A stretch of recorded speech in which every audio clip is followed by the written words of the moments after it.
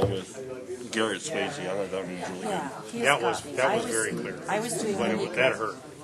Yeah, I teared up on that one. But I thought, man, I am never sitting next to Mark Wahlberg.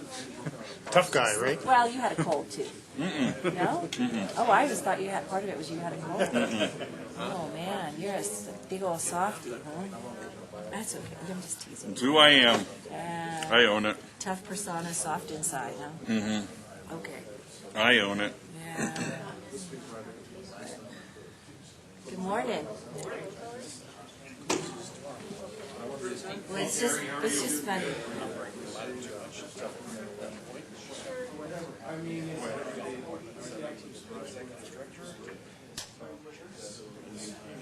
Well, how are you? Tuesday afternoon. Social transportation. Second one is on Wednesday. Hiring my replacement. And we all know that's a joke. Here's a application. Hi there. Good. How are you? Right. Good. How are you today? I serve with That's what we were talking. You want the hour? Yeah. Well, he'll be in the building. More important to me is my replacement, not my new boss.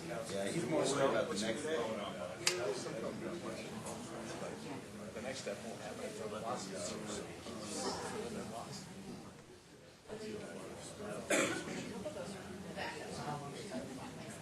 Her, right? Yeah, one implication. I hope. Start next month.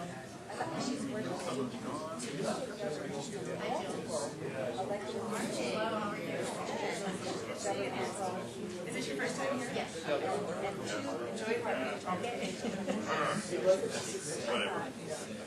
Well, you can hope. Yeah, you need to take. Are you already set up there? Well, I just put that down. Norm I was going to tell me where to sit. Norm's a quorum of As one. long as we get,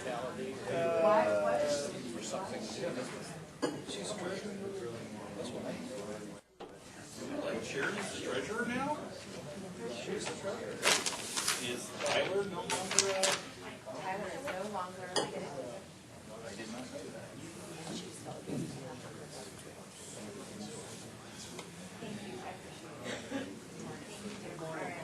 Thank you. Choose your blessing. We just have a very long weekend in Tucson. it's going to be like,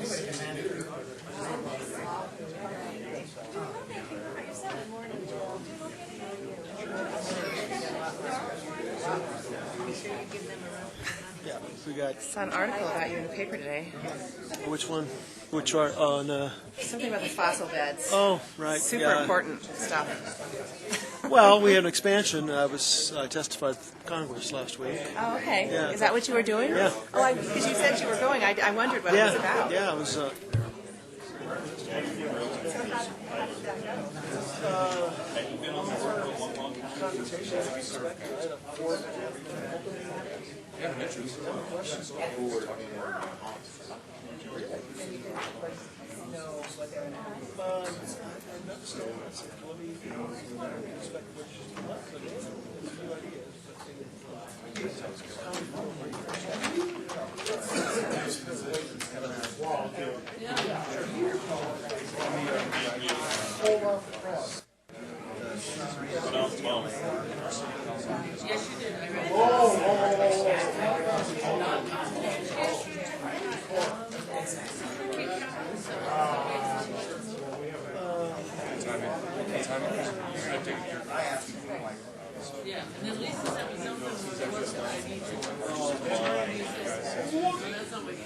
Okay, if you could kind of move towards your seats, we're heading towards 9 o'clock here.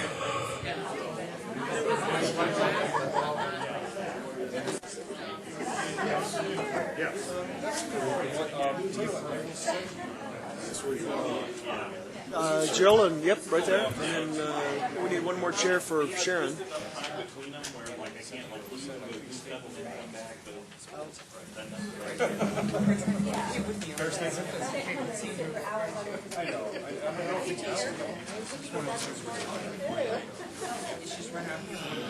Uh-oh.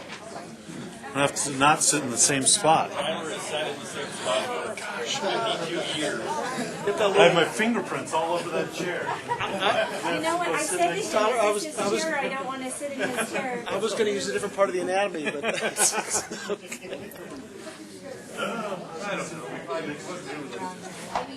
can still put you up here, there's a,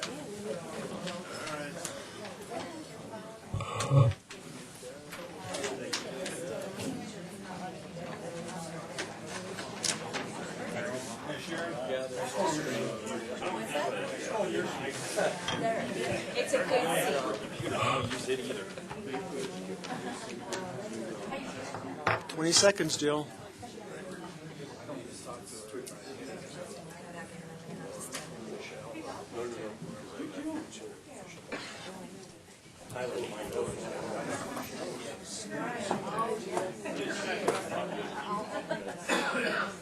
Were you on this one? They talk about, I'm sorry. I wouldn't be. Good morning, everyone, and happy Valentine's Day.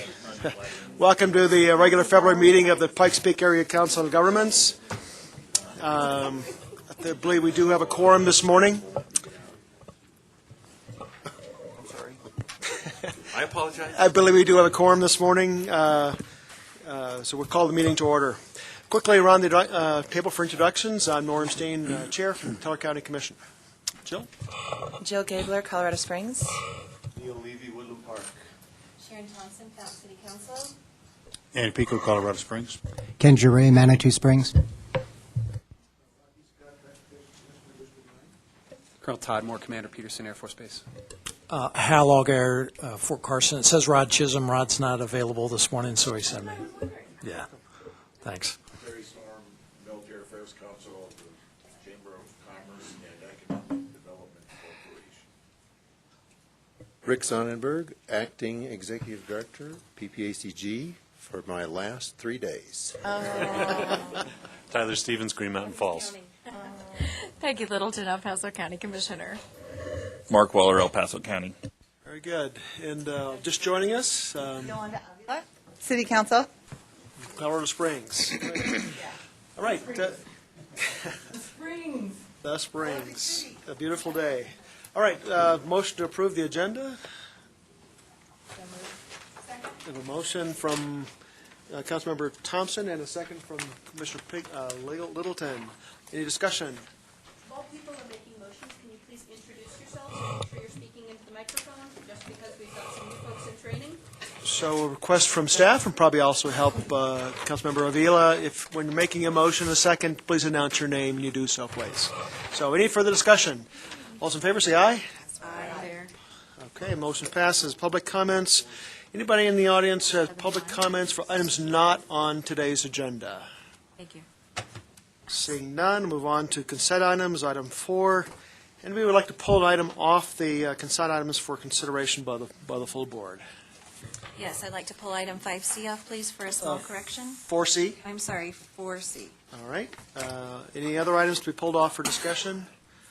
Also voting on the consent of items 4A, B, D, and E. All those in favor say aye. Aye. Opposed, nay. That passes. And item 4C then. Councilmember Thompson, any comments? Yep, just 1 second. I put it in a real special spot. So I could find it easily. There we go. Just one correction, one small correction to the minutes under the sunshine compliance. The notes state that the motion was to designate the bulletin board and PPACG website as the posting locations. That is incorrect. The motion was to designate the bulletin board in the PPACG building as the official posting place, and I know we want to post on the website, but it's not an official posting location. So if we could just correct that in the minutes of the annual meeting minutes. Okay. And then I would make a motion to approve as amended. Okay. Any further discussion? Is there a second? Second. Okay. And, all those in favor say aye. Aye. Thank Thank you. That passes. Move on to item 5A, action items. Start with proposed amendments to the Mobility Coordinating Committee bylaws. Gail Nels. Welcome, Gail. Good morning, Gail Nels, Chair of the Mobility Coordinating Committee. We are here again today to recommend a change to the bylaws to have more inclusive language.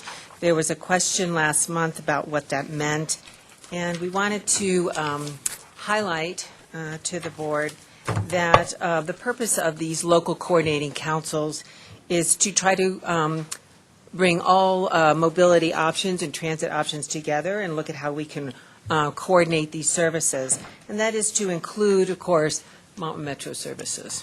And so I think there was a question about what all-purpose riders meant. And the city of Colorado Springs Mountain Metro did an excellent job creating a survey in 2017. And I think you have in front of you something that describes who are these riders.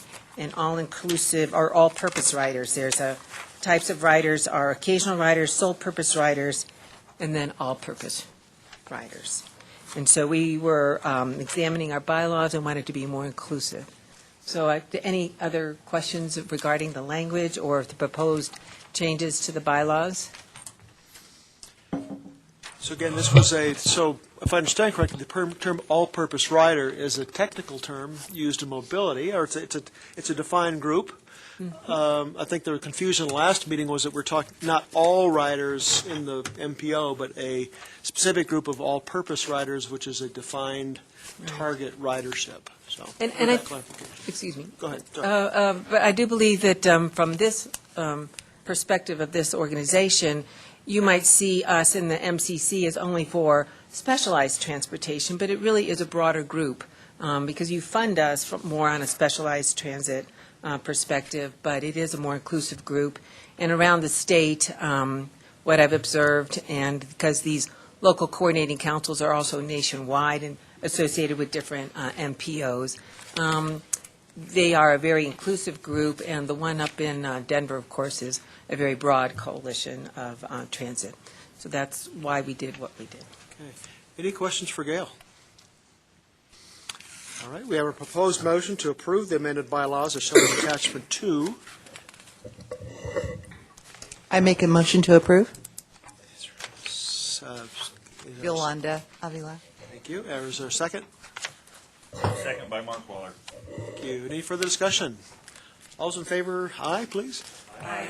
Opposed, nay. Passes. Thank you, Gail. Item 5B, legislative update. Jessica McMullen. Yeah, I'm going to use this. Getting up for everyone. I want it to go. Give me just a second. I'm going to dial in our lobbyist so that if you have questions for her, she can be in here too. Well, this is Jessica. Good morning, Lauren. I have you next to our microphone for the board meeting. So give me a second and I'll introduce us, and that way if anybody has questions, they can ask them directly of you. Okay, I'm just walking up the steps to the Capitol for like 30 seconds so I can get my journey, and then I can find a quiet spot. We're good. So Okay. Here. So every month, well, during the legislative session, PPACG tracks legislation that could possibly impact PPACG programs. Those are reviewed by the legislative subcommittee, which are wonderful and amazing people who come and help us understand what's going on with the help of Lauren. For 2018, PPACG did hire our state lobbyist. This is Lauren Furman with the Furman Group, who is at the Capitol doing what we hired her to do. So she is not quite here right now. The following bills were reviewed. You will hear some bills that were not on this list. And the reason for that is this went out quite a few weeks ago. Okay, we've still got you. I'll let you know if we got questions. Okay, great. Because of that, so you'll notice that because each of the bills comes in at different times, we don't always have them in advance enough that we can send them to you. So if you have specific questions about any of the bills I'm about to mention, please let me know. I'll be really brief with the ones that we had in here. So, the committee reviewed Senate Bill 1, which is a transportation infrastructure funding bill. This bill is designed to help fund transportation, but has several different aspects of it that have seen concerns from our legislative committee and from others. And at this point, the legislative committee is suggesting that the board monitor it. My quick question is, does anybody have any questions for the lobbyist or the legislative committee? Do we know where the bill is now? Lauren, where is Senate Bill 1 right now? So Senate Bill 1 has already passed out of the first committee of reference, which was the Senate Transportation Committee. The next stop is the Senate Finance Committee.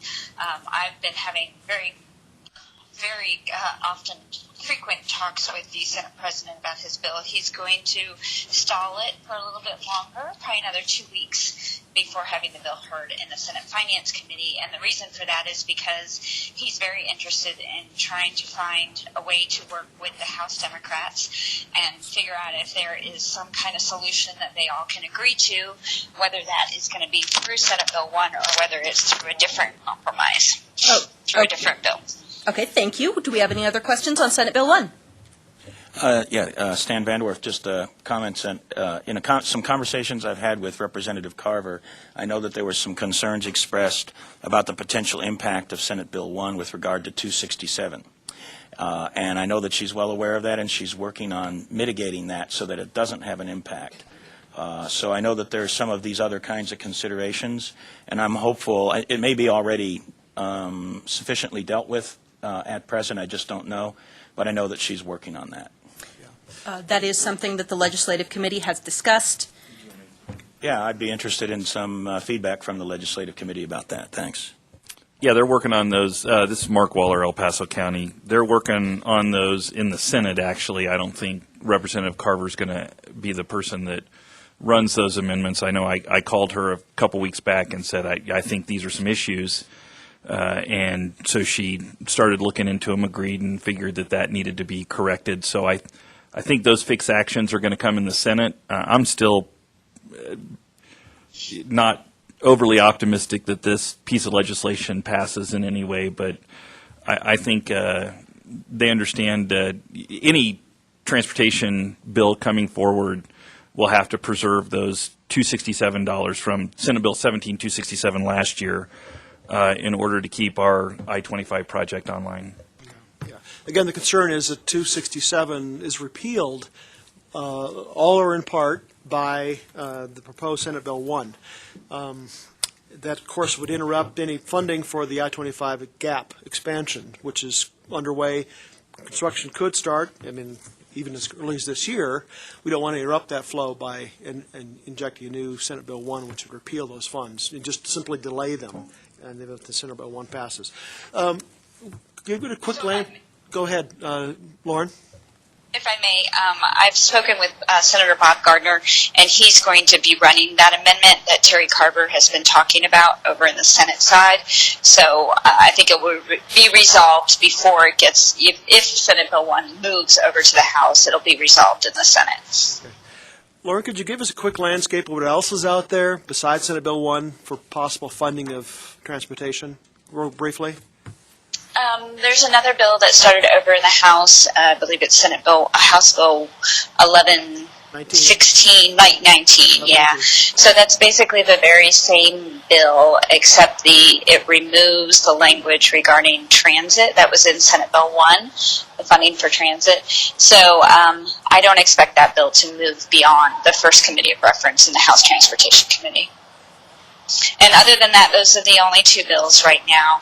I'm sure there will be others coming, but I think really the priority and what we have conveyed to the Senate President is to continue to talk with the House Democrats to find a solution to use the existing general fund new revenue that we're going to see over the next couple of years. Good. Thank you. Thank you. So the next bill that we sent out in advance was Senate Bill 2, which is financing rural broadband deployment. This bill has seen a variety of different amendments, perspectives, reviews. We have looked at supporting, we have looked at opposing without amendments, and at this point it has been amended 11 times. And the PPACG Legislative Committee is recommending that we monitor this bill. They've taken a lot of the concerns we had and addressed those through amendments, so we wanted to no longer oppose. Some of those amendments moved it from a speed, the bill originally moves them from 4 megabytes per second up to 25 megabytes per second, then amended back to 10 megabytes per second, still is DSL speed, direct subscriber link.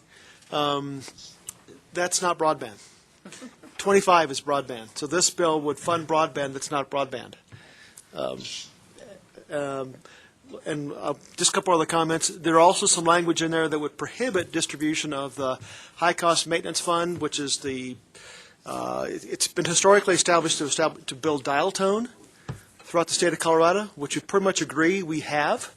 This money redirects those funds from the high-cost support mechanism, HCSM, away from dial tone development to broadband development. It's about a $40 to $50 million per year pot. One of the amendments accelerates the distribution from 20% of the fund to 60% of the fund in its first year. And this is what it diverts is the money would normally go to urbanized, non-rural areas. So a lot of technical languages and many organizations around the state have taken some strong views on this. But I think it's a fantastic bill, but it's got some real serious flaws in it, which is why we originally took the opposed view. Amendments are underway. A lot of legislators have really stuck their neck out. Don Corum, Senator Corum, and Jerry Sonnenberg, not the least of which, supporting the bill. It's drastically needed by the rural parts of the state particularly, not so much by the metros, but rural states are struggling without broadband. It's difficult to support business development without the backbone of broadband to run it on. So the recommendation was monitor for the full board's consideration. Did we have any questions on Senate Bill 2? Okay, then I'm going to move us on to House Bill 1119, which we just already discussed when we were talking about Senate Bill 2. This is a transportation funding bill. It is, again, likely to end up not moving forward, and the Legislative Committee, after much discussion, is recommending it be monitored.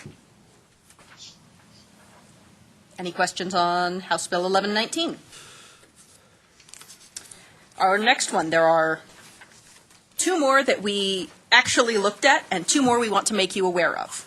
House Bill 1191 is a bill to allow local jurisdictions to set speed limits.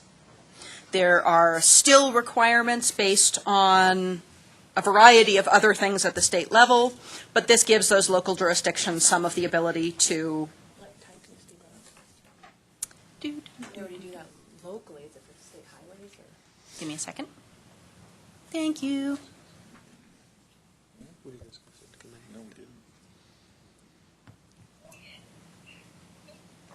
My apologies, I did not have this pulled up in advance.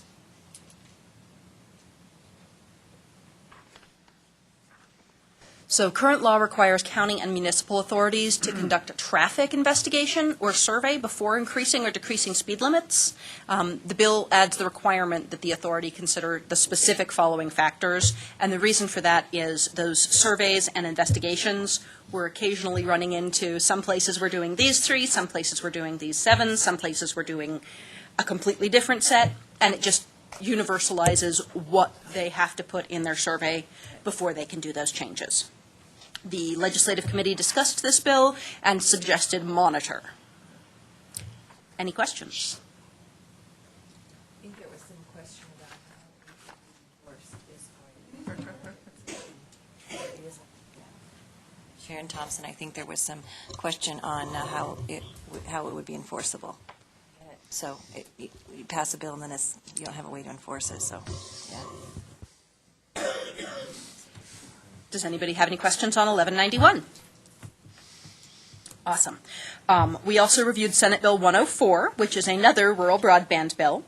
We did some discussion on it, and this one is moving around, but PPACG's Legislative Committee suggested we monitor it. Does anybody have any questions on it? With the squatters bill? That's one of the next ones coming up. Sorry? Let's, Okay. Anything else on Senate Bill 104, federal funds for rural broadband deployment? Okay, thank you all. Then we have two bills that we wanted to make you aware of. They are listed on our legislative tracking as monitor, but they were dominantly put there so that we could make sure that all of you board members knew about them as they influence each of your jurisdictions in different ways without impacting PPACG programs. Senate Bill 15 is casually referred to as the squatter bill. It's protecting homeowners and deployed military to help prevent them from people moving into their houses and owning them because they're out of state. While there is, obviously from its title, a focus on deployed military, it also is on homeowners. It does not relate to any of the PPACG programs or mission, but it is an issue that after discussion we wanted to make sure all of you were aware of, as our military community is something we all want to be supporting. Sharon Thompson, we actually discussed this last night at our council meeting, and we decided that the City of Fountain is going to be sending a letter of support to several representatives for this bill, because we think it's vital and it strengthens homeowners' rights. And I did speak with Sheriff Elder yesterday, and he is in support of the bill also. Any other comments or questions? And the last bill that we wanted to make everyone aware of was House Bill 1178. Give me a second, because its title is funny. Hold Colorado governments accountable for sanctuary jurisdictions. It's a referred measure to be voted upon that includes legislative declaration that states addressing sanctuary jurisdictions is a matter of statewide concern. This was one that the PPACG Legislative Committee looked at, said not really our jurisdiction, but wanted to make sure all of our members were aware of that. Did any of the Legislative Committee want to add to that? Does anyone have any questions or comments on it? well, I just note that it's assigned to the State Veterans and Military Affairs Committee, which is effectively known as the Kill Committee in the House. Thank goodness. Yes, I expect this to die pretty quickly. So the only thing I will add is for all of our board members, if at any point in time you are curious what is going on with our legislative committee, you can always dial into that committee and I can resend that information if you're interested, or you can always track it. The link that we sent out in this agenda is always updated. Whenever there is an update in the committee, where it's being seen, calendar, notifications, legislative committee position, it shows up here immediately. And that's part of the amazement and wonder of Lauren. Very kind. Does anyone have any questions on any of these bills? Additional bills that you would like to see us review or consider with the legislative committee? The proposed motion, Okay. The proposed motion from, well, I guess, staff, is to approve recommended positions from the legislative subcommittee as presented. Not as written in the agenda packet, I'm sorry, but as presented in this meeting. So moved. Name? Oh, this is Mark from El Paso. Any discussion? All those in favor say aye. Aye. Opposed? Passes. Thank you, Jessica. Thank you very much, Lauren. You And bet. Lauren, thanks for joining us, and thanks for the work you're doing every I'm day. going to hang up now unless you need me for anything else. Nope, we're perfect. All right, item 5C, FY 2017, FY 22 TIP amendments. Ken Prather.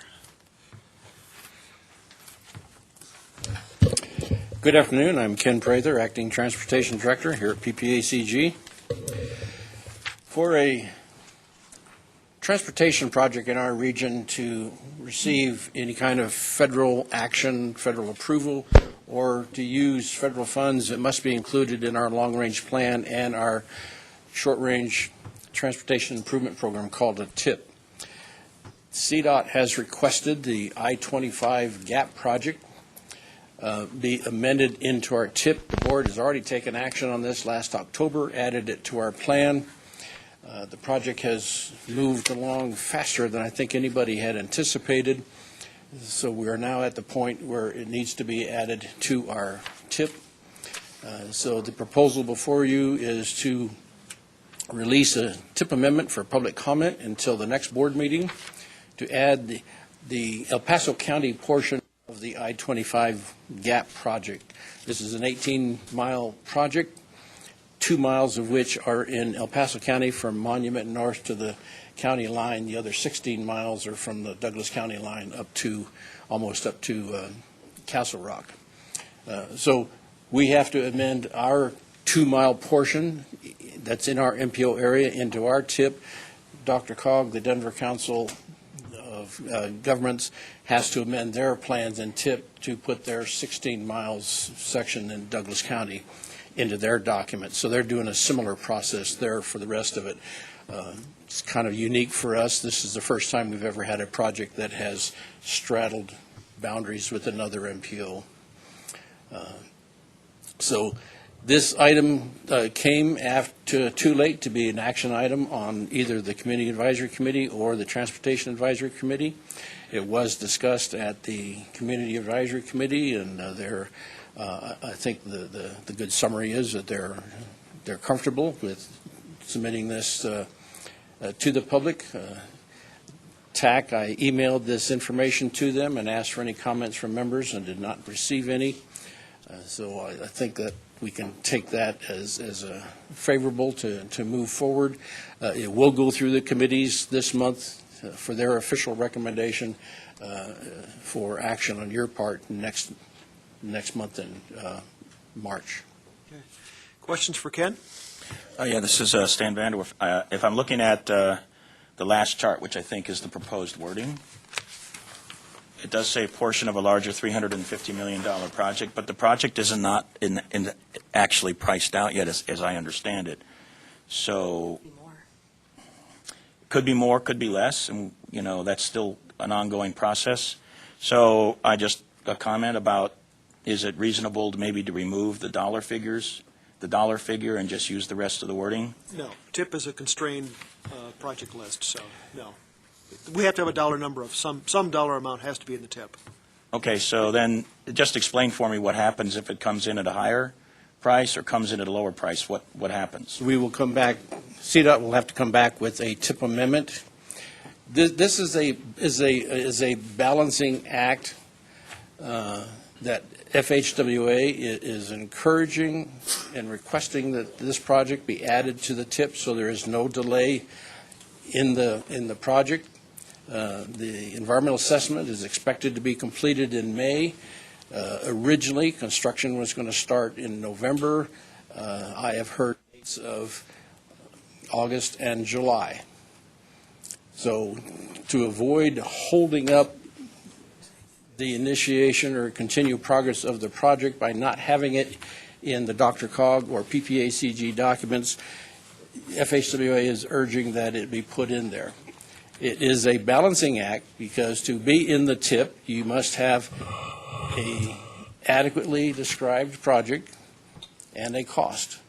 The $350 million is the original estimate of the I-25 GAP project, and it recognizes, the wording tries to recognize that the environmental and the NEPA process has not been completed. The exact scope of the project has not been determined. So it's a balance there between having something in there that the feds can approve without presupposing the outcome of the NEPA and the environmental assessment project at this point in time. So Okay, once the process you're talking about is finished and the exact scope of the project and cost is determined, it will require a TIP amendment. Okay, thank you. So I appreciate that. That helps me understand the process and that it's not something we end up getting ourselves committed to if the number changes. There is another number on here regarding the state 2019 contribution, which has, I guess that's $25 million. $25 million. So we know that it'll be more than that. So why is that number at $25 million on this document? What's going on with that? There's in a discussion between FHWA, DRCOG, CDOT Regions 1 and 2 in El Paso County, we have to show an estimated cost in our region. So 2 miles. for that 2 miles. Okay. So we're estimating the 25 million of local funds from the Tabor ballot issue and the PPRTA ballot issue of last November would be the local funds used. The state would put in 25 million, and so that would be 50 million as an estimate for our portion. Dr. Cog would then use the other 300 million in their area. The other thing that is still up in the air is whether the federal grant, the infra grant request, it'll be later this spring before that determination is made as to whether we win that grant request. If it doesn't happen, then we'll have to come up with some additional funding to replace those federal funds. I appreciate your explaining those numbers. Now I understand exactly why they are. Appreciate that. I do think it is important to recognize that it's not a foregone conclusion about receiving that infra grant. We've done some thinking about that, about what the odds are, and I guess my assessment of it, my personal assessment, it's less than 50%. Maybe close to 50%, but it's less than 50%. So along the way here, we should probably have some discussions or thinking about just to be ready for it in case we don't get that infra grant. How do we move forward? What do we do? Is the project still executable as a project without that money, or do we reapply? Do we wait a year? Do we not wait a year? I think it's worthwhile at some point having that discussion about what happens if the infra grant doesn't come. And that's just a comment for me. I think we should do that. Thank you. Other questions for Ken? I just had a brief comment. I mean, I think we're all thrilled to see how quickly this project's moving along, but I don't think it can be understated how great it is to see the PPACG working so well with the Denver Region COG and how this is all coming together as a regional effort. So thank you. Mm-hmm. Other questions? Yes.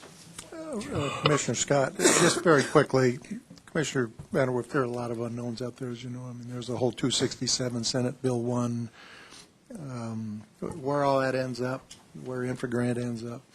I think what you should know is that CDOT, particularly Herman, who I think we're going to hear from here shortly, has thought about the different options every which way but Sunday, and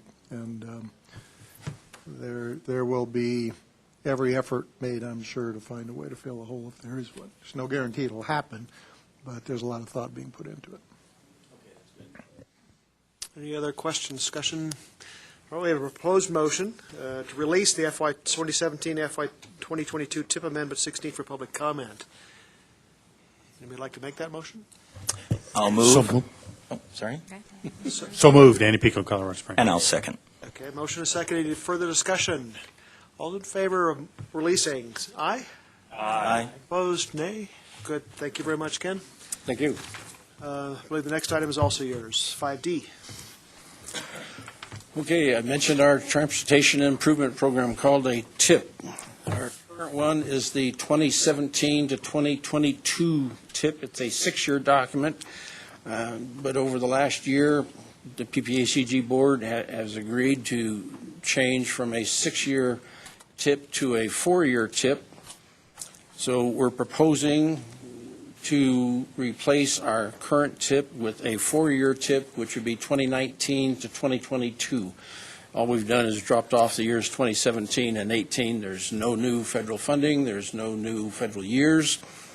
There is some money in the current TIP scattered across the years that has, for one reason or another, projects have not been programmed with it. So we did a call for projects to utilize this money that was sitting there and not claimed, look at it that way. And the results of the call for projects were in your packet.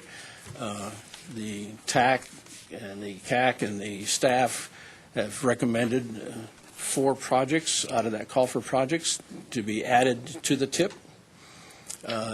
Also, the 5th project that will be new to it would also be the I-25 GAP project that you just approved for a TIP amendment, but it will also be added to the new TIP. Now, the new TIP we're proposing go out for public comment. for a full 30 days, so that would straddle the next board meeting, come back to the TAC and the CAC in March for their recommendations for you to take action in April.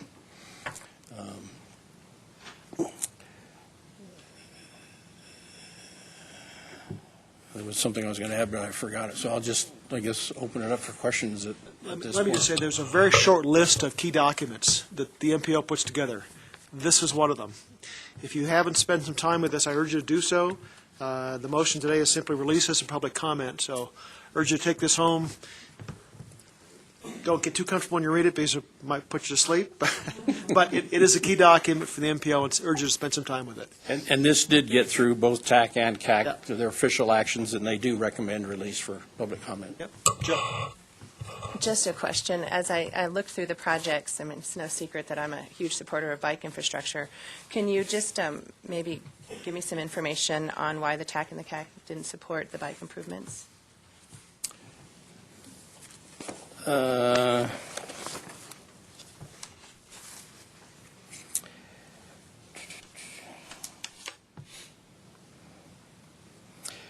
We started with using the scoring that they received in the 2040 plan scoring process and evaluation.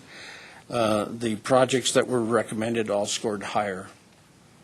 Well, I understand that. I can see that. But, I mean, can you kind of give me some information of the conversations that occurred as to why they scored higher? Or, I mean, as someone who's trying to promote these efforts, what can we be doing differently to score higher? In other words, what are the deficiencies that you're seeing? Well, there were 13 scoring criteria, and at this point I can't honestly list them all for you, but it was a result of the combination of those 13 criteria that come from the goals to impact what you're asking about. Next month, we should, if we're successful getting into the committees this month, next month you will be looking at scoring criteria for the 2045 plan. And obviously, it's this, if what you're talking about, the scoring criteria is what influences the projects that are selected. So how do you balance a bridge against a bicycle, against a car, against a bus? That's the part of the discussion in developing the scoring criteria for the 2045 plan. I understand. Okay, thanks.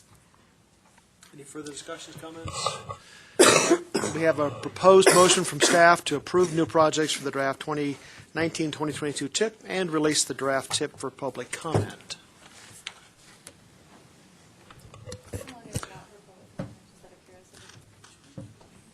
How long out for public comment, Ken?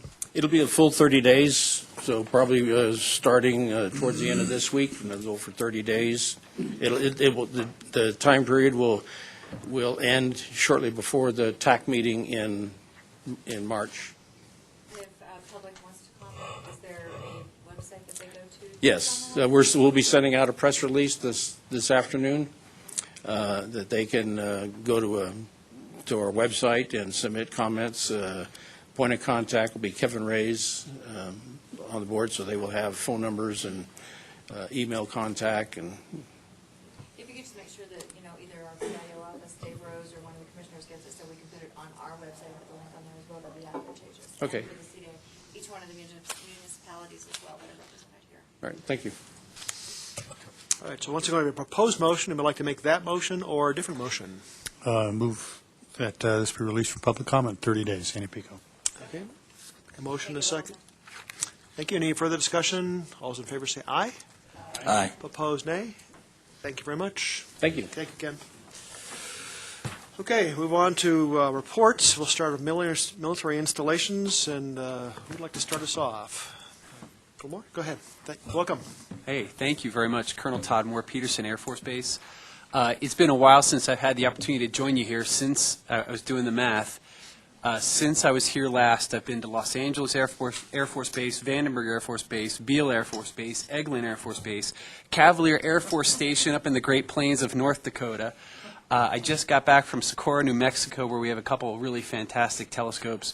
have a trip planned to the Middle East and to Clear Air Force Station up in Alaska. So I apologize for my absence, but I know my team has been here carrying the water, for which I'm thankful. You have a lot to be proud of out of the airmen that are assigned here at Peterson Air Force Base. By virtue of the fact that we support, we're engaged and work with all of those different missions. But I'd also go on to say I have 3 teams deployed right now. One of the teams just got brought back about a week and a half ago. The C-17 landed in near zero visibility, brought back around 24 airmen and a bunch of our equipment. And within the next 4 days, I had a small advanced team going out with a different set of equipment going somewhere else.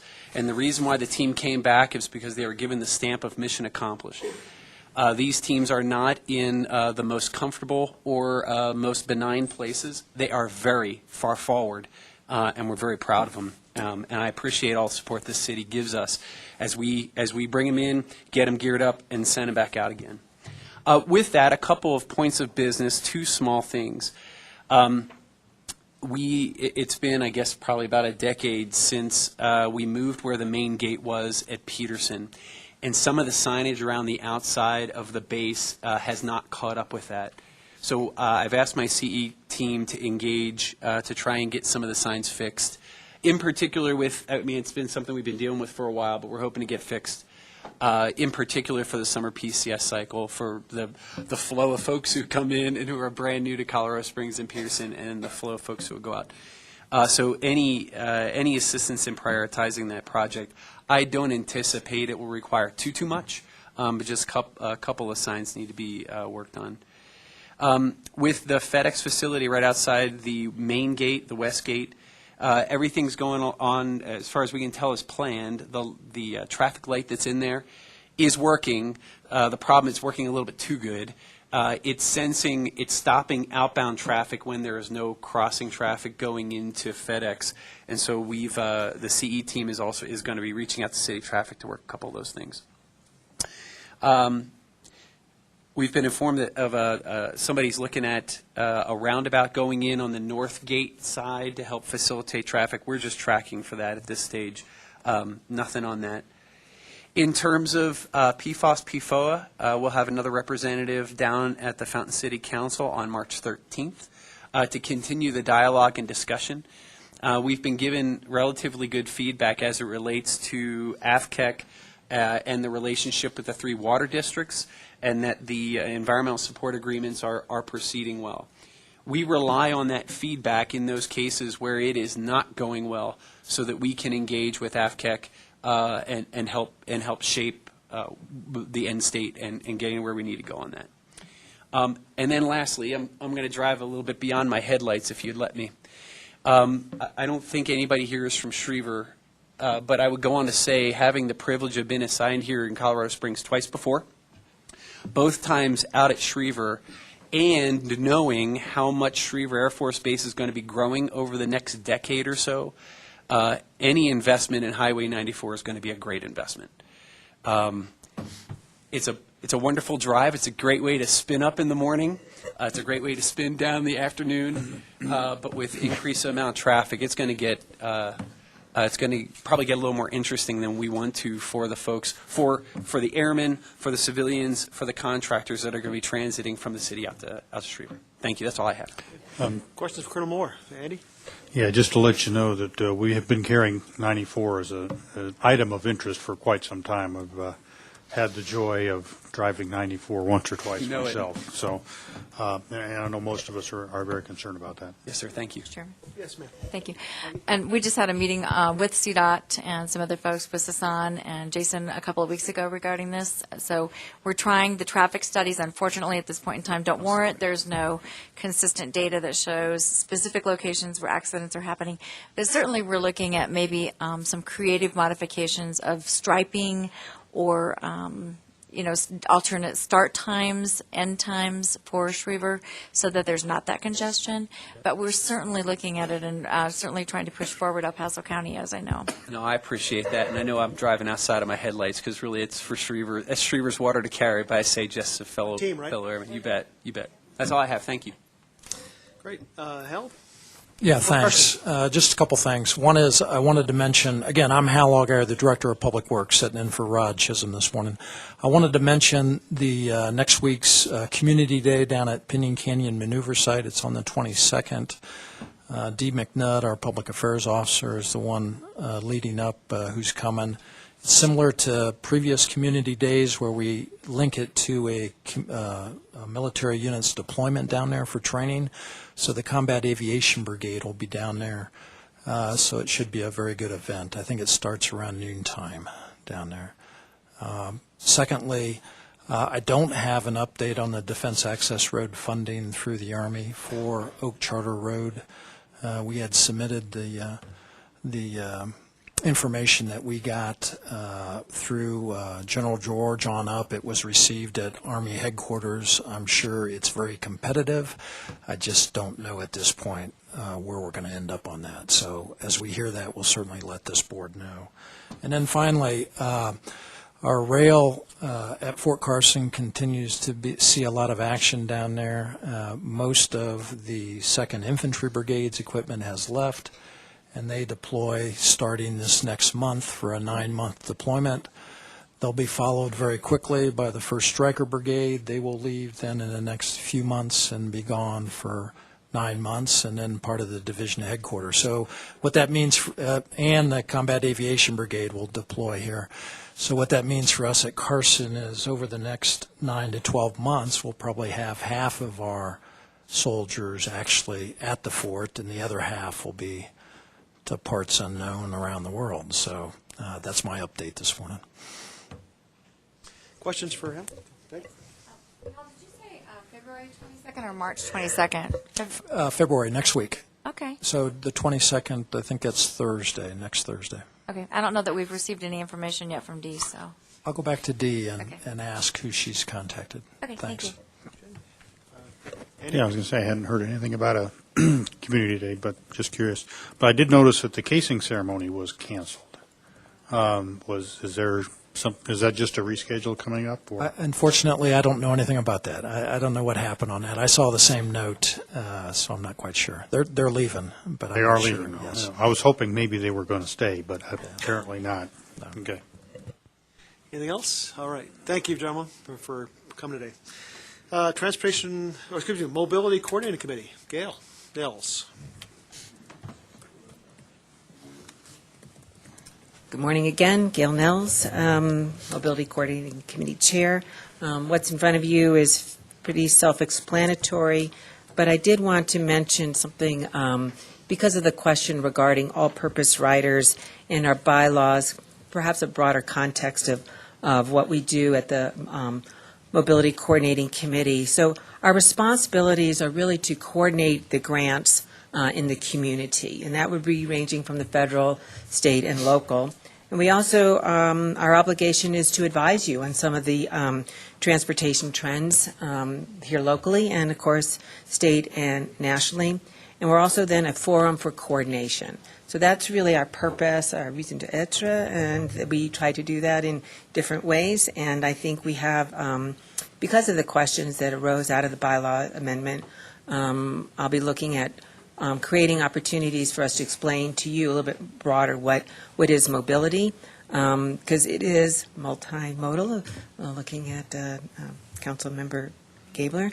But it also looks at private sector benefits of mobility, and that's, looking at economic activity and jobs, but it's also from a community and societal benefit. And we're looking at here, and as I said, what you might know us more about is for increasing the independence of people that are underserved in our community from a disability point of view or a income perspective. And we're also looking at medical benefits. And I think, if I may kind of branch out, there is some, at a national perspective, what is happening with non-emergent medical transportation and in the Medicaid arena, and so we're monitoring that, and we'll be informing you more what that might look like and what that might look like here at the state and at the local level. But any questions about the minutes or what we discussed at our last meeting?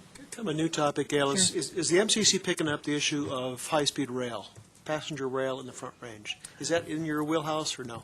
It could be in our wheelhouse. I believe that does involve mobility. No one has participated in the meetings regarding that issue. They did make a presentation, I think we have Hyperloop, we have X-Loop, and others who are proposing high-speed rail in Front Range. One of the questions was queuing up to load the high-speed rail. I mean, amazing transit speeds between Pikes Peak region and Denver. But we're talking about thousands of people per hour. Yes. Would be possible. The loading and the parking and the first and last mile of that really creates some really big transit challenges. So I would just encourage the committee to perhaps investigate taking up that issue for discussion. Thanks. Anything else for Gail? All right, thank you very much. Transportation Advisory Committee, Ryan. Good morning. Brian Vituli with the City of Colorado Springs Mountain Metro Transit with our monthly TAC report. The report is in your packet for January. We only had one action item, which you already acted on, and we recommended release for public comment of the 2019 to 2022 TIP. And I'd be happy to answer any questions. Questions for Mr. Vituli? Thank you, Brian. All right, thank you. All right, Community Advisory Committee, Mr. Jim Moore. Jim Moore, first vice chair. We elected new officers, and Michelle Day is our new chair as of our meeting in January.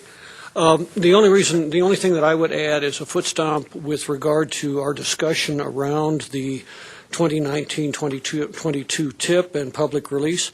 There was considerable concern expressed about the language in what goes out with regard to the term managed lanes and what that means. And we all know we have this tsunami of opposition to toll lanes or toll roads and a lot of confusion outside. So that was just one thing that was brought forward to be careful as to how we are framing that in the public arena. If there are, I'll be happy to address any other questions. Questions for Jim? Great, thank you, Jim. All right, move on to the RAC, Regional Advisory Council. Mr. Joe. Okay. Joe Urban, Area Agency on Aging. Dave was not able to be here today. I think you've got the report in front of you. The only thing I would add is we had an update to our funding relative to the AAA that came in Monday. The most recent continuing resolution was not enough to allow the state to issue our final option letter for the year. So we are looking at, or they have put a request into the state controller's office to for an exemption to the rule allowing the state unit to encumber expenses relative to federal funds. If that is approved, which I think there's a good possibility of that, they will issue our final option letter. If not, we start scrambling because we probably will not be able to make it through the end of the year with the existing funds. Through the end of the state fiscal year. The state fiscal year, which would be June 30th. So when do things get critical? When do you think? End of April. End of April. Okay. Do we advise our recipients of, what does that conversation sound like? I think currently we just wait until we find out what happens with the controller's office. If that carries through, then we're fine. If that doesn't carry through, then we start looking at contingency plans. Okay, very good. Thank you. Questions for Joe Urban? Thank you very much. All right, CDOT monthly update. I don't see Karen. Mark, you want to take this one? Mark Andrew?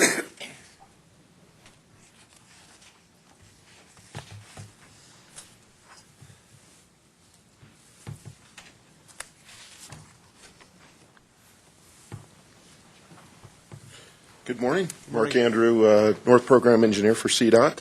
I don't have a lot to update. We do have projects that we're getting out this year.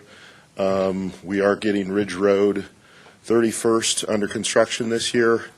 We're looking at doing the fiber project with our ITS unit between Woodland Park and Manitou Springs. So that will go out.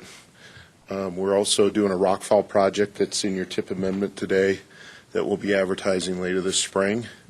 And then a variety of safety projects that we're working on in-house that may go, depending if we get some release of some funding. But right now, with our cash balance, we're holding some of those projects back to make sure that we're able to award the projects that we're putting out. So some good projects, but still not as much as we wanted to put out this year. Regarding the ballot projects, we continue to move forward on those.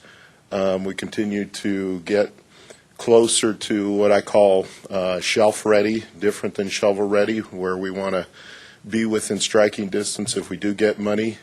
Those big projects on your list include I-25, US 24 East and West, and includes various projects in Central Front Range as well. So, again, we're moving forward on those with the funding, little funding that we have to get those ready to go.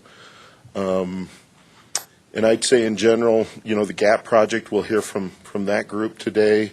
And if there's any questions, I've got John Hall here to answer questions regarding the GAP project. So with that, any questions for CDOT?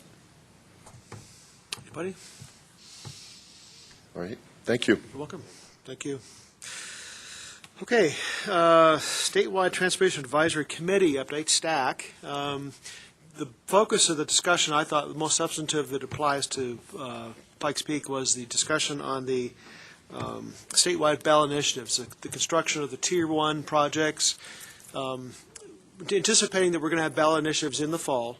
CDOT staff has been working on development of specific projects that would appear in the ballot initiatives. The current list is at $4.2 billion. Senate Bill 1, for example, is a $3.5 billion note, maximizing at $5 billion. But the construction, we had a lot of discussion, and rather than spend a lot of time on this, I think I'd like to reserve the time for Mr. Stogginger later in our discussion this morning. Andy, do you have anything from STAC that you want to bring up? Well, they mentioned in passing the release of their electric vehicle plan. And I think there's still a fair number of questions on it. At the time that we had the STAC meeting, they had just released it, and no one had had a chance to even read it yet. But I think there's some questions exactly how that is going to work and how it's funded. And I've asked Karen to bring back to the STAC initially for next month a little clearer explanation of exactly how that relates to everything else and how it's funded. And I know you had some concerns. You brought it up. Was the Volkswagen settlement fund? The Volkswagen Settlement Fund, it appears at first reading as I read through that, and it appears at second, third, and fourth readings, and as I went through that, that the VW Settlement Fund is essentially what's funding the electric vehicle plan, and that had nothing to do with any of the public comment and coordination that went on previously. So that's kind of the crux of what I'd asked them to come back and explain to us what they did, because the electric vehicle plan was not in any of the discussions we had in the VW settlement discussions. So I'm a little curious as how that happened. So that's up there. The other comment I made to them too, as well, is what they when they mentioned the electric vehicle plan, is that it really is dependent upon infrastructure by the utilities into the neighborhoods to power those that electric draw, and it's not there anywhere in the grid in Colorado at this point. What that means is that if you have too many cars in a neighborhood or plugged in, the distribution system in the neighborhoods isn't there to carry that kind of load in some cases. So we're already having that kind of issue with illegal pot grows burning out our distribution systems causing us quite a bit. So you add the electric vehicles. So at the current level of 1% of vehicles is not an issue, but if it goes larger, it could end up being a little bit issue. Yeah. And then my standard snarky comment is that electric vehicles are really coal powered because they're plugged in at night. Or natural gas, yeah. Or Interesting natural gas. comment. Another observation was that I don't know how long it takes to fuel a vehicle with gasoline. 5 minutes, 10 minutes.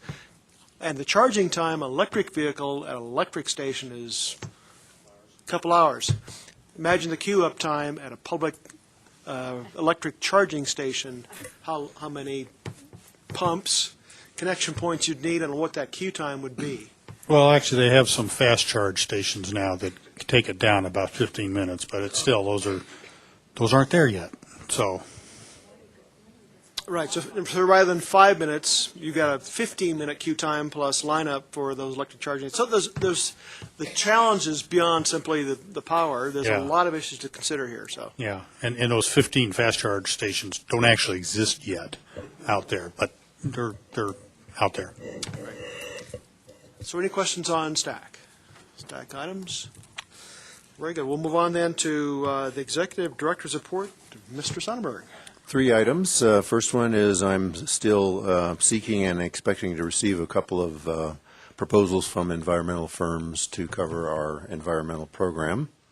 Number 2, we were very saddened to get a letter of resignation from Bethany Schomer over there. She gave us a 2 weeks notice last week, and her last day will be Friday of this week. She's moving on. And thirdly, Tuesday is when your new executive director, Andy Gunning, will be here to start at 8 o'clock sharp on Tuesday. Andy. I'd like to make 2 comments. One is you've really carried the load here for the year, and I think a round of applause and a really solid thanks for a job very well done, one that you weren't looking for. But got dumped in your lap and you carried it off. Thank you. Very well.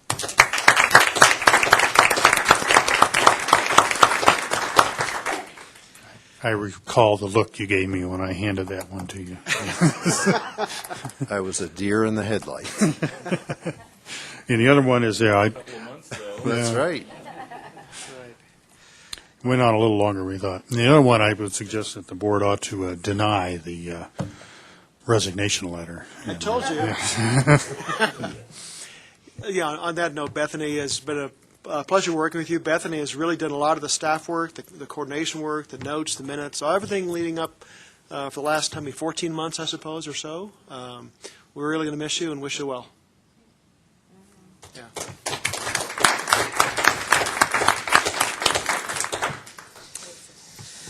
Okay, item 6I, Southwest Chief and Front Range Passenger Rail Commission Report. Jill? Well, I think since I presented last month, not much has changed, but I did ask Bethany to include the proposal that was submitted to the General Assembly in your board packet this month, so you can see exactly the phasing plan for how the Commission believes we can bring forward passenger rail along the Front Range. And if you have any questions after reading it, I'm happy to talk more. We are still meeting monthly. This past month, a few of us did go up to the legislature, and we met with the Senate President, the House, what do you call her, leader, speaker, and the governor to talk about the plans, and they were all very receptive. So we'll just continue plugging along. Any questions for Jill? Okay. Item 7A, kind of our topic for this morning. We have a speaker, Mr. Herman Stockinger, CDOT Policy and Government Relations Director for CDOT headquarters. Thank you for coming down today and appreciate your time. Welcome. Good morning. What's the best way to hand out the PPACG list? Thank you. So I was asked to come talk about the ballot list. It's a little broader than that, so I'm going to give you a little background. It's in the memo, but I wanted to give you a background just to make sure you all kind of had the same frame of reference, and then really just open it up for questions and conversation. Not just myself, but you have a couple staff members very familiar with this. Commissioner Scott, obviously, very familiar with this. So I'll start about 2 years ago. Back in the day, when CDOT needed a project list, regardless of its time for the federal Tiger grants, let's go to the regions and create a new project list. We might get money from the general fund. Let's go create another project list, which is completely disconnected from any other project list we'd created. We decided that was just too much for Mark and his staff and the rest of the regions to have to deal with. So we created what we called a 10-year development program, a list of somewhat fiscally constrained, underfunded or unfunded projects that totaled about $9 billion. We had a Tier 1 list that was the highest priority, that was about $3.5 billion. And then the Tier 2 list took us to about $9 billion. And that continues to be in development. It's still an ongoing process to add and subtract lists from that development program list of priorities. Last year, it became a little bit more real. House Bill 1242 would have put a sales tax question on the ballot. We said, let's take a look at that development program list and see what projects would we actually do. We had projects on the list that were design only, for instance. When it's a somewhat fiscally constrained 10-year list, a design only project for a few $1 million to get something on the shelf made sense. If you're asking the voters to vote for something on a 20-year question, asking them to design a project with no expectation of funding it didn't make a whole lot of sense. So we took that list and we refined it to what would be the construction project. So that added some cost. The projects, some of them weren't fully developed. We've been continuing to work to more fully develop what is the project that we're envisioning on a particular corridor. And then year of expenditure. And we had to look when we're setting an expectation potentially for voters of what might happen. You don't take today's dollar cost if you're building the project 3 or 4 years from now. You want to add, roughly 3% construction inflation or whatever to get to when would you expend it and how much is that project going to cost when you would expect to actually build it. So we developed that list and came up with really about a $6.2 billion list of somewhat fiscally constrained list of priorities. That bill died, of course, 1242, but the private sector is still looking at a ballot question. I think on Tuesday they plan to do an initial filing for a couple different versions of a sales tax increase. We have Senate Bill 267 that did pass last year, that of that $6.2 billion, $1.8 billion of that is funded through Senate Bill 267, leaving, as Commissioner Steen said, about a $4.2 billion unfunded list of projects.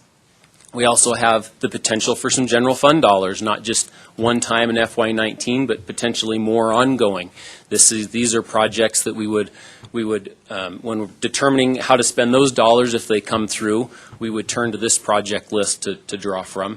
And we potentially have a federal infrastructure package that may come. And again, a few years ago, we would have said, Karen, Region 2, what would be your list for the general fund money? What would be your list for the federal infrastructure package? What would be your list for Senate Bill 267? Instead, we said, here's $6 billion of priorities around the state. And if we get new money in FY19, calendar year 2018, if those things are decided on, these are the projects, these are the priorities that we would fund with the dollars that would be made available.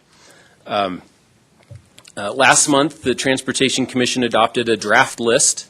The PPACG area projects are what I've put in front of you to talk about if you want to. But it's a very caveated list. This isn't the final list. We're still continuing to work with our planning partners, determine what the priorities are.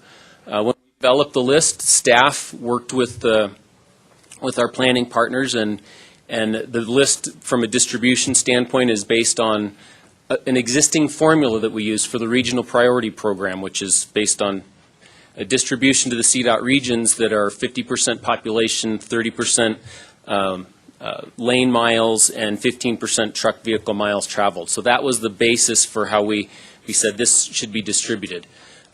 When we had the conversation with STAC and with the Transportation Commission about that, what's that formula for distribution, they said, that's a good starting point. RPP is a good standard distribution formula that most of our planning partners have agreed on. But don't lock yourself so far into that RPP formula that you're going to make wrong project decisions based on it. And as a result of that, we've tweaked it just a little bit. The Front Range area has a little more, including the Region 2 area has a little more than their RPP formula would be. We expect the list to continue to change. The dollar amount probably doesn't get any bigger. But we think that the project priorities will still continue to change. I think we have a couple of months yet to refine those priorities. Expect a blue book would have a list of ballot projects if that continues to move forward. That gets done around August, so we have a couple of months to think through whether these are the right priorities for each of the regions and TPRs. Not included in the list are multimodal priorities. I can talk about that if you want, of how we hear that the ballot advocates might handle that, or how the legislature might handle some of those transit or other multimodal projects. With that, I think that gives you kind of a basis for understanding of where we're at, and I'm happy to continue the conversation, answer any questions that y'all have. Thank you, Mr. Chairman. And Herman, knowing the need in the state of Colorado and how we're at this significant deficit, knowing what the federal government has said about if you're going to get transportation funding, you're going to have to come up with creative sources of transportation funding, and knowing what the Transportation Commission has done in terms of policies regarding tolling, I want to know and understand what are the chances, or what does it look like for any sort of project going forward, adding new capacity? What are the chances that, one, that's going to end up involving tolls in some way, and two, is that going to be the long-term policy solution moving forward? I'm trying to get an understanding of this. I mean, I've heard numerous times, well, boy, if we don't toll your project, then everybody else that's been told before you is going to be upset. Well, that sort of leads to the follow-on then. What about every other project going forward? If we don't toll it, then the person before us is going to be upset. So I think it's important to understand, as we're having this discussion about some sort of statewide ballot initiative, to also understand what CDOT and the Transportation Commission's plan is regarding tolling when it comes to adding new capacity. Sure. Two questions there, I think. Part of it's the federal conversation. I'll hold that for a second and just talk about the managed lane policy in general. I do think for corridors that don't already have environmentally cleared projects, so if you've already completed an EA, you've already completed an EIS from years ago, we wouldn't go back necessarily and say we need to restudy that and spend a couple more years and a couple more $1 million to change that outcome. So for projects that are already environmentally cleared, if it was to clear it for an HOV lane or a general purpose lane, we're not going back. We don't have a lot of those corridors in the state. We don't have a lot cleared, but those that do, we're not planning to go back and revisit unless, local folks or others say, let's go revisit this and see if it makes more sense.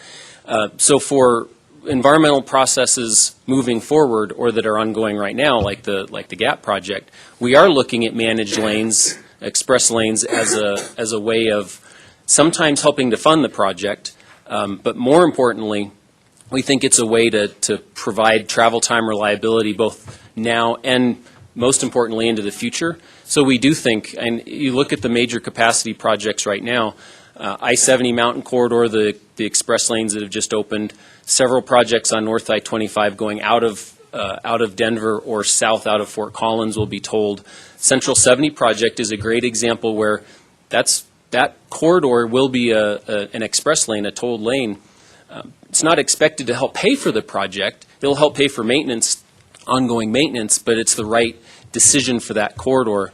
Whereas a C470, that project that's under construction now, is paying for quite a bit of the project. I think over $100 million to help contribute to the cost of that project. So, but again, whether it did or didn't, it makes sense from a travel time reliability standpoint. And then real quick from the federal side, whether it be our policy on really analyzing managed lanes, doing them what they make sense, or the general fund providing additional dollars, or a sales tax, if the voters approve it, providing additional dollars, each of those things set us up very well for a federal infrastructure package that says, if you provide for yourselves, we're going to come up, we the feds are going to come up with a match.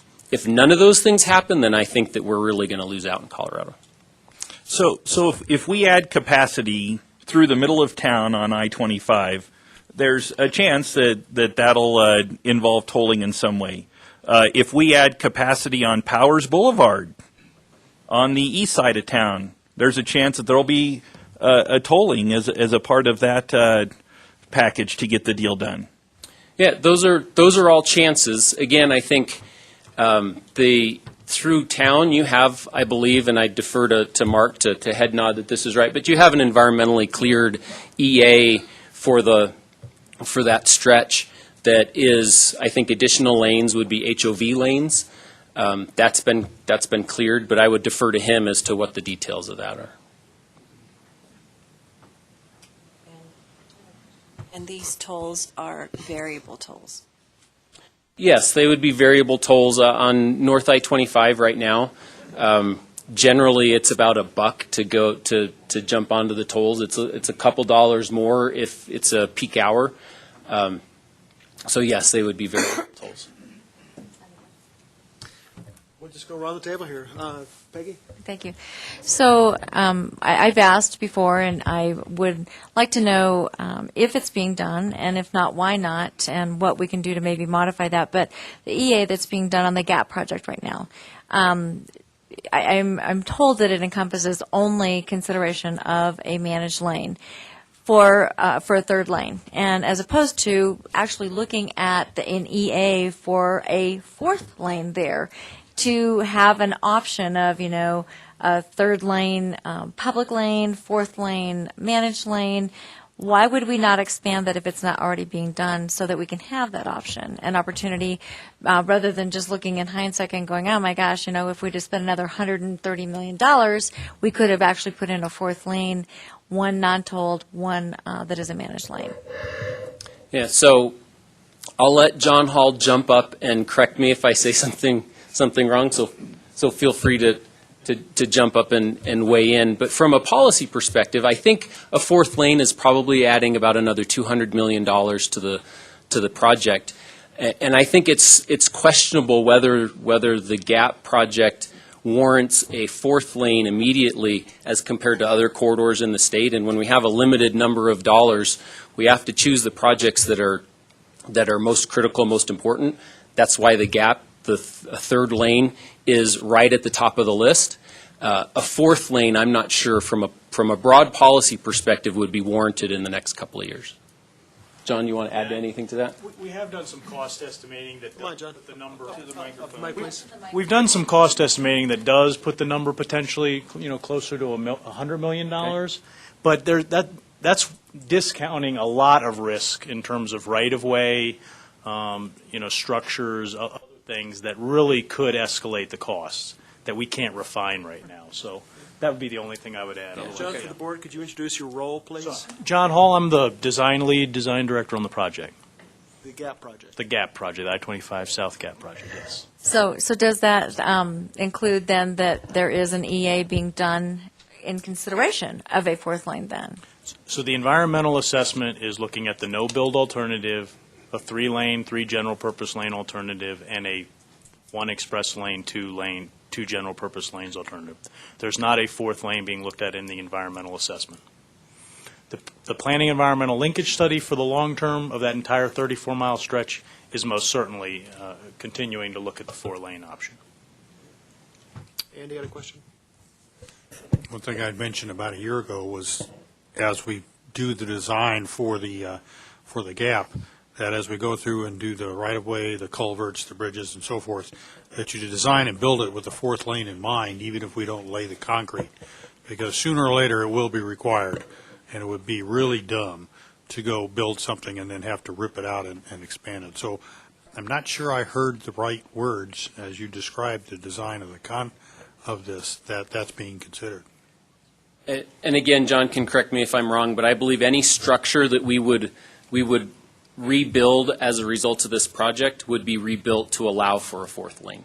It will. Okay, thank you. Appreciate it. Okay, other question? Stan? Yes, Stan Vanderwerf. So thank you for being here and the opportunity to talk to us. And we have some, I'd say, some pointed questions about the toll lane. So I have one as well. So why? Just baseline why? Why have a toll lane on I-25? What is the reason? What does the study indicate the reason for that? Why would it be necessary? In order to fulfill the purpose and need for the project, it's really its safety and its travel time reliability. And this really gets to the travel time reliability piece that we believe, and we have the charts and things that I think you've seen some of those, and we'll be providing you some more that show that over the long period of time, having that option for an uncongested drive is critical for travel time reliability.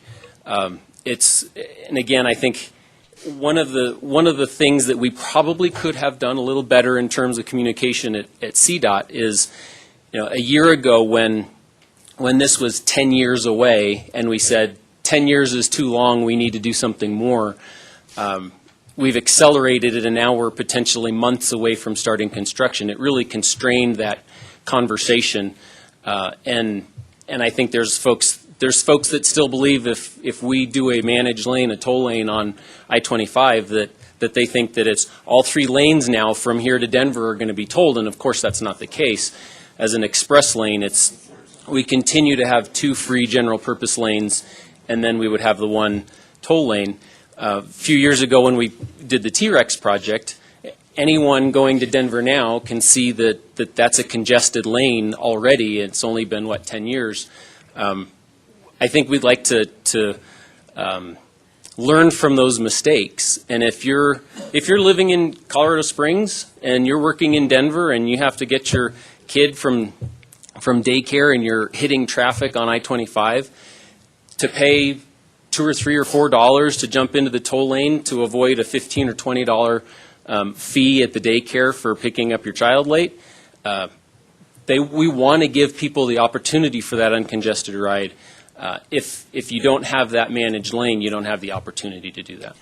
Yeah, I mean, it's my understanding. I think there's validity in the comment about if that lane is, if the single lane is tolled and you have the ability to vary that toll amount, you get to manage that lane in such a way that it can be retained at highway speeds.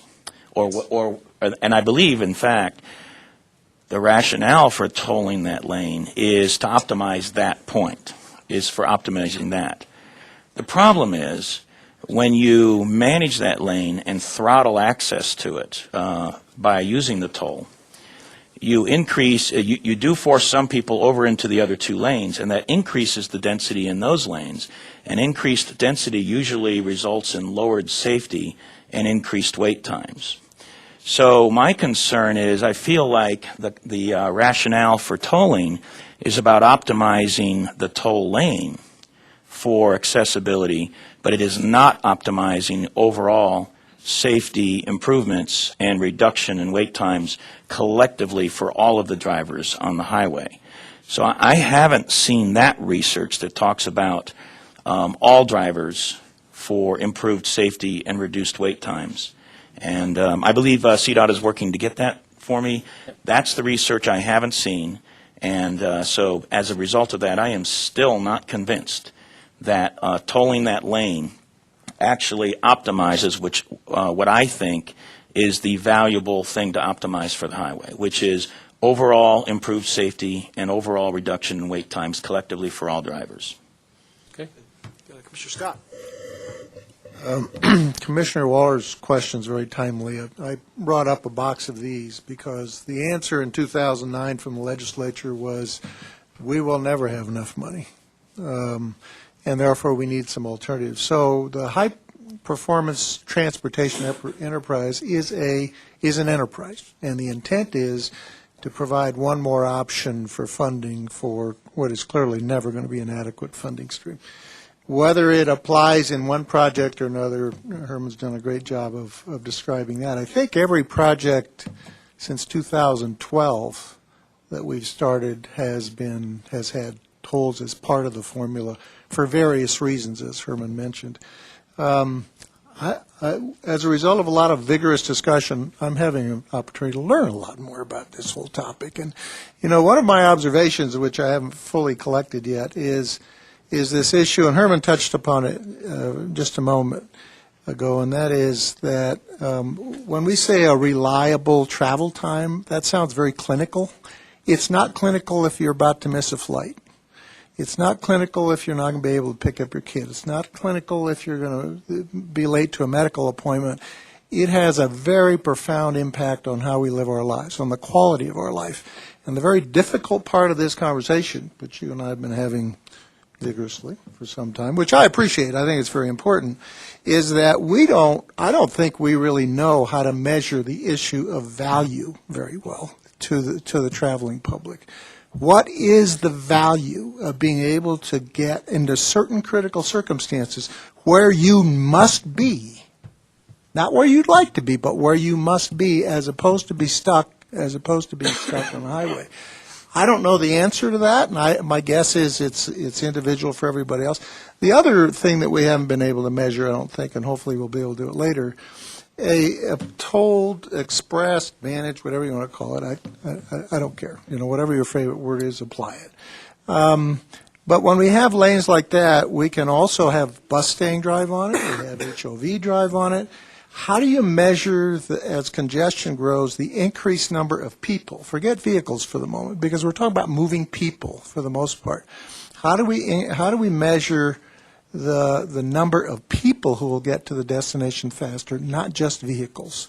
And I only bring those up because I haven't done a good job, because I haven't understood it. I'm trying to understand it better, that the value equation associated with this decision is a lot more than how do I get a single occupancy vehicle from point to point between those two options. We're not prepared, I think, to make you're a ops research guy, right? So the different elements of value that are associated with each one of these decisions are a heck of a lot more than the narrow dimensions within which we've been having this conversation recently. So I'm only throwing all that out because at 4 a.m. and I'm trying to figure out what is the real answer and what am I going to tell Stan. And what did I hear at the last commission meeting about safety and maintenance dollars running out, and there is no long-term capital money that's sufficient to meet this list? I mean, we haven't even talked about all the needs of 24 and I-25 and how we're going to fund those going forward. So it is a tool. That's all it is. I think we don't do well. I admonish CDOT and myself often for thinking too much like engineers. We want to measure the numbers associated with everything, and some of the value of the things that are implied for the traveling public are not well captured by the way we do it now. Sorry for the soliloquy, but it's a wonderful topic, and it's not going to end today, certainly. One follow-up, go ahead, Stan, and then back over your share. And I do want to thank Rocky for the dialogue. I think the dialogue is very important. And we do have some differences of views of some things, and it is prompting everybody to dig deeper into the research, which is really, really valuable. Along the terminology, the terminology of managed lanes, there's more than tolling that is available for managed lanes. So we seem to be having this big, gigantic debate over a toll lane or not a toll lane, and I can tell you that some of what I hear from my constituents, and I definitely hear it, is it feels like double taxation. So I bring that point. It might sound, why are we having that kind of conversation? But, I have people that come to me and say, hey, I've lived here a long time, and I voted for the gas tax, and that is my understanding about how highways are paid for. Now, we all know as the professionals here that's not enough money. But I feel like we haven't had that conversation with the public, that is an insufficient source of funding, and that something different, needs to be done. So that's, I think, part of actually the challenge of this. I'll also bring up the point that there are other choices other than just a toll lane. There is HOV. There are other ways that you can meter that road, that lane, which perhaps doesn't necessarily answer my ops research considerations about what I think should be optimized, and I think it's a valuable conversation to have about what we value and that the fact that we may have differences in the understanding of that value. But I think going from a toll lane to an HOV lane at least addresses some of my constituents' concerns about their perception of a double taxation standard. So I am interested in a conversation about other forms of managed lanes. I think that needs to be in the mix for consideration, and perhaps we have failed to do that collectively because we've been stuck on the toll lane versus not a toll lane. So. Peg, go ahead. Thank you, Mr. Chair. And going along with expectations, and I appreciate that those that are in the CDOT and the engineers, admit to focusing on engineering, standards and what can be done. But one of the things that I think that we possibly fail to do here in El Paso County in asking the citizens to participate is to consider the human factor. We forgot that we represent people who just want to be told the truth, that people will rise to the occasion when they know the facts and they are being told exactly what is going to happen and what is expected of them. And one of the things, in the engineering perspective is we did forget, I think, that human factor of what were the expectations of the citizens when they voted for this. Many of my constituents feel like they were set up. It was like, I voted for this, and now you guys are going to charge me again when I voted for a third lane that was going to be a public use lane. Had the engineers or people come to us, this time last year before putting a ballot measure on, and we had discussed that and put in wording in a ballot measure, last May, June, July, August, as these were in process, and saying, hey, do you guys really want to expend funds here in El Paso County that could possibly include or exclusively include a managed or a toll type of a lane? And I think that we just forgot that human factor. You guys have to remember that while we desperately want to get this done, we also are elected officials to represent the citizens. And their perspective and viewpoints. So the question is, how do we come together on that? And how do we possibly, look at and say, we're looking at that fourth lane. We're looking at how to put in that other public lane, like you talked about, making bridges wider, making the infrastructure wider, so that we can put in that fourth lane that would be a managed and or a toll lane in the future that would help fund itself. And I think that that's very, very critical for us. We cannot overlook that because there's no cost to of losing public trust, because they won't trust us again in the future coming back to ask for funds. Yeah, and I would just comment on great comments. I think we're really playing catch-up, the project team really trying to play catch-up on the public involvement. We've been having the smaller sessions last week, and I think we're finished this week. I think we've reached out to virtually all of you, and if we haven't, then I'm doing that now, that if you have a town hall meeting, if you have a board meeting or a council meeting, or a Saturday at the coffee shop, if you need us there, we will be there to talk about what the vision is for the corridor, what we want to do, because we are playing catch up, because this is moving so quickly. And there's advantages to moving so quickly. We're now at the top of the list with this project, because it's going to be the one that's ready to go for any dollar that becomes available. But it's also the catch up with the public, for sure. We need to talk to the transportation director and just tell them we'd like Trump's salary that he donated put into this project. We'll take it. Yeah.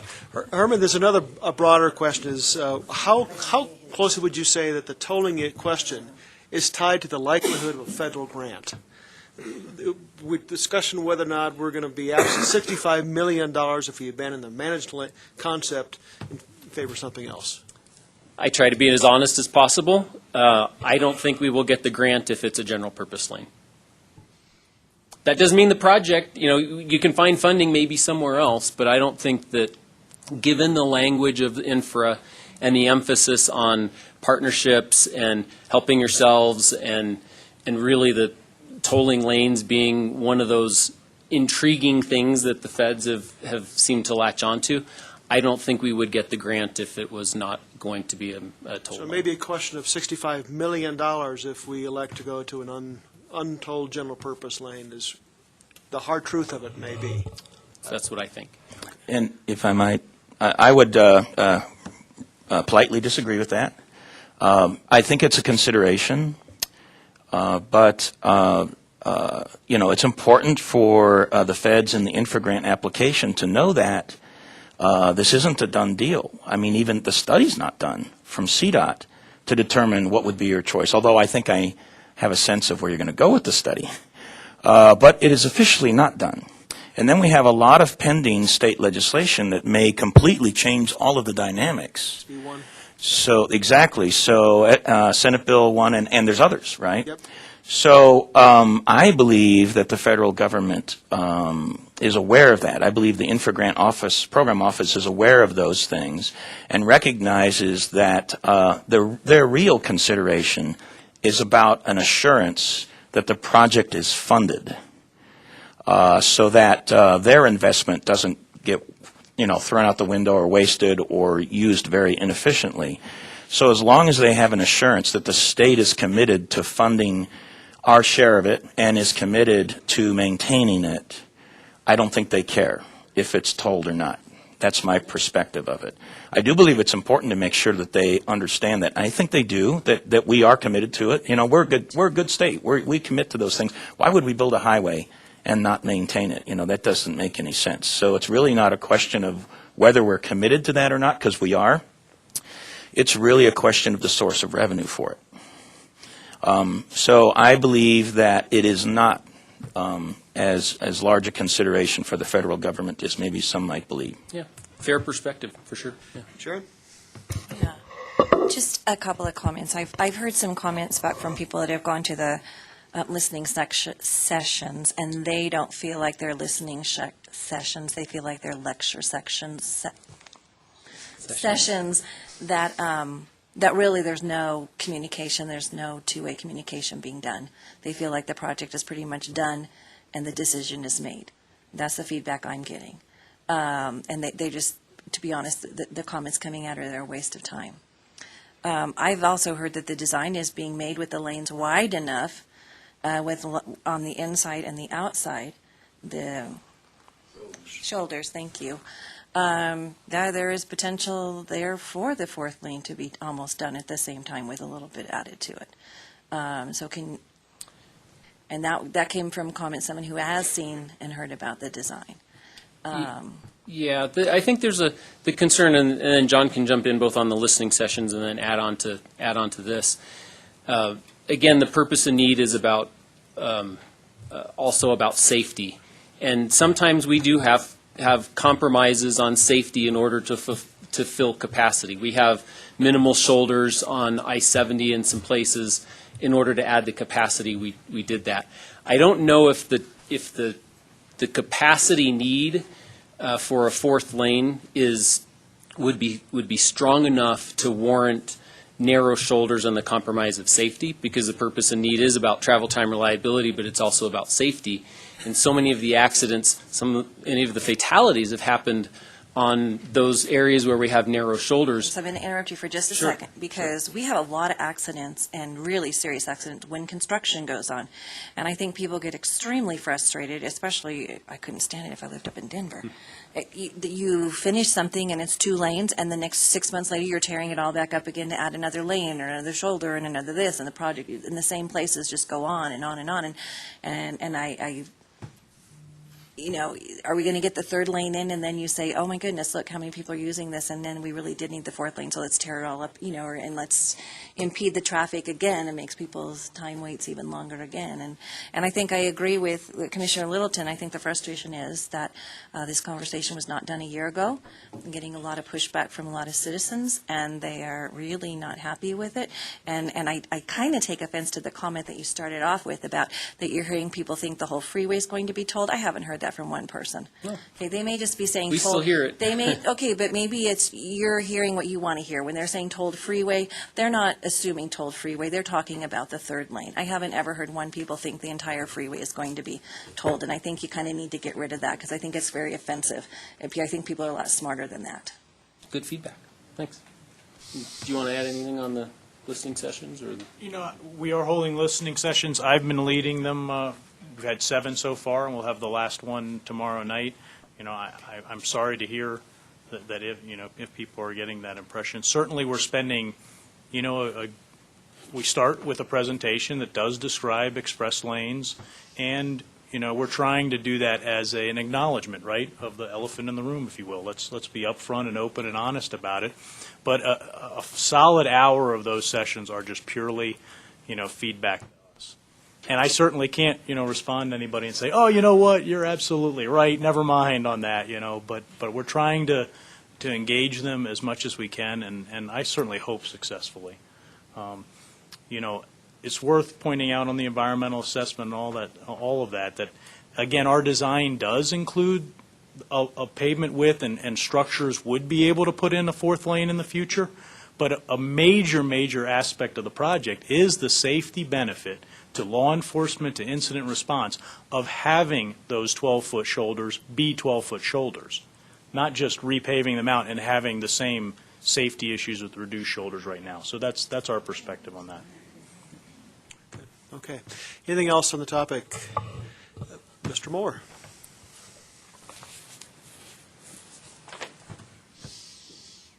If my wife were here, she'd kill me. It's Valentine's Day. I can't restrain myself. Jim Moore, member of the CAC, but I'm speaking as an individual citizen. I really liked what I heard from Commissioner Littleton. And the reason I do is because in the early 1970s, when I was in graduate school at the University of Denver, I used to drive I-25. Looks a lot like it does today. Academy Boulevard was 2 lanes from I-25 to Austin Bluffs.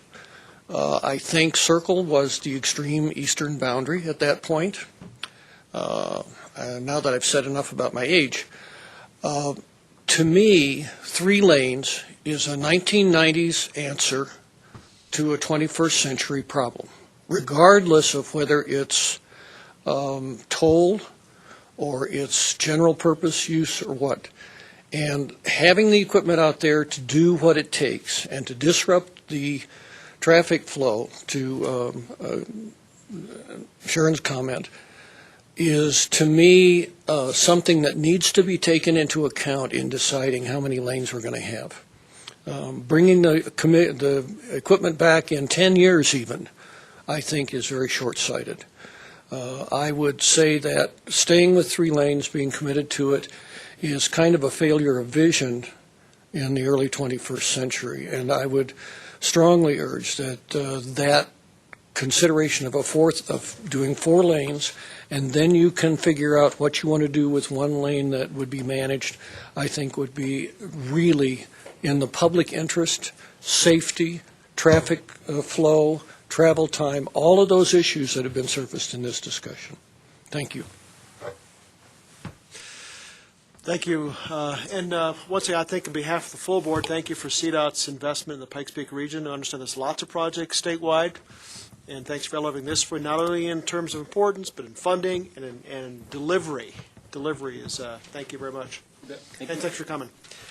Okay, move on to member announcements. I'm going to start off with 2045. Speaking of vision, Pikes Peak Council of Governments is working on the long-range regional transportation plan. A couple things I'd ask you to do is grab from these cards on the way out. Secondly is talk about this in your own board meetings, in your own local governments. Talk it up, meet with the press, because the feedback of local people who use our roads is important to developing a plan that meets those needs. So that's the one announcement I have. Ice Fest is underway in Cripple Creek. If you haven't been up and seen ice sculptures, including at night, these things are lit, so come up, have fun, Cripple Creek, and there's lots of other things to do other than look at ice sculptures. Other amendments around the member entity announcements around the table. Anybody? Stan. Thank you, Stan Bandworth. So I have mentioned it several times, but just wanted to reiterate it because it is a completed task now. On 26 January, the Senate and House issued a proclamation to name the Fillmore Bridge the Don Stratton Bridge. Don Stratton being a survivor of the USS Arizona during the Pearl Harbor attack. So the ceremony for that, where we will work with CDOT to apply signs and so forth, is going to be won't be for a little while. We plan on doing that in early June. But as far as the legislative part of that, completing that is done. I think it's wonderful that we do that because we are honoring our heroes that live in our community. We've actually now created a Pikes Peak Heroes Legacy Committee that's going to continue to work on honoring other heroes that are not necessarily military heroes. They could be community leaders as well. And I think it is important to do this because for many of you, you may know, that this week Mr. Jim Downing passed away. So some of these folks, I think it was wonderful, for example, for Jim Downing, for him to see the naming of the bridge himself and personally before he moved on. And I believe we've done something very similar for Mr. Stratton. So my thanks for the support from everybody. I'll also reiterate my thanks and support for CDOT, because they were part of working with us to make that happen, and I'm very appreciative of that. So I just wanted to mention that it is a done deal, and the Fillmore Bridge is now the Don Stratton Bridge. Thank you. Awesome. Anything else around the table? Okay, well, thank you very much, everybody. Our meeting schedule is posted in your minutes there. It is 10:45. We are adjourned. Thank you. Good job, your first full meeting. Okay. So, I have our breakfast meeting showing both on the February 28th and March 1st. Do you know? I have both.